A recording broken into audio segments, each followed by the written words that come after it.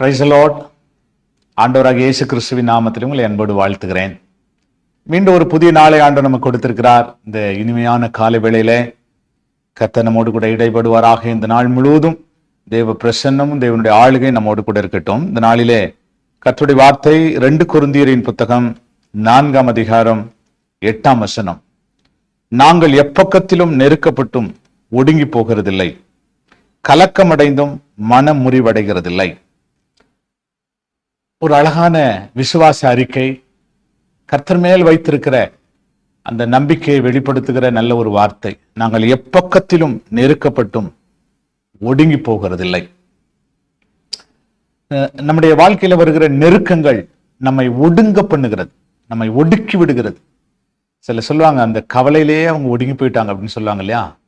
அப்படி நம்முடைய வாழ்க்கையில பலவிதமான நெருக்கங்கள் நம்மை ஒடுக்கும்படி, ஒடுங்கி போகும்படி செய்கிறது. பவுல் சொல்றாரு, நாங்கள் எப்பக்கத்திலும் நெருக்கப்பட்டும் நாங்கள் ஒடுங்கி போகிறதில்லை. ஏன் தெரியுமா?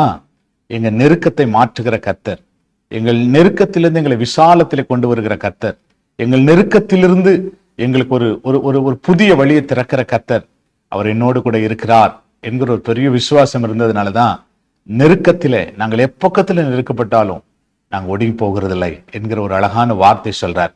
தேவ பிள்ளைகளே, நம்முடைய வாழ்க்கையிலும் அந்த ஒரு பெரிய விசுவாசம் நமக்கு வேணும். நம்முடைய வாழ்க்கையில நெருக்கங்கள் வரட்டும்.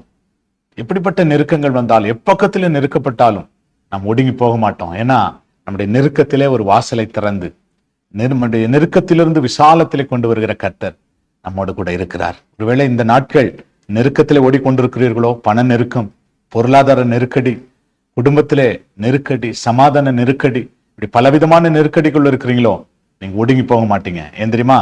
நெருக்கத்திலிருந்து விசாலத்திலே கொண்டு வருகிற கர்த்தர் நம்மோடு கூட இருக்கிறார். பயப்படாதீங்க. ஜெபம் பண்ணலாமா? நல்ல ஆண்டவரே, உம்மை ஸ்தோத்திரிக்கிறப்பா. இந்த வார்த்தைகள் எங்கள் விசுவாசத்தை தட்டி எழுப்பட்டும். இந்த வார்த்தைகள் எங்கள் விசுவாசத்தை இன்னும் உமக்குள்ளே வர்த்திக்க பண்ணட்டப்பா.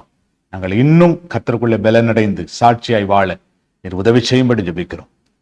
இந்த நாளிலே இந்த வார்த்தை ஒவ்வொருவரையும் உயிர்ப்பிக்கட்டும் என்று ஜெபிக்கிறோம். இயேசுவின் நாமத்தில் வேண்டிக் கொள்ளுகிறோம் நல்ல பிதாவே. Amen, amen, amen. Praise the Lord. God bless you. கர்த்தர் உங்களை அப்படியே ஆசீர்வதிப்பார். ஆமென்.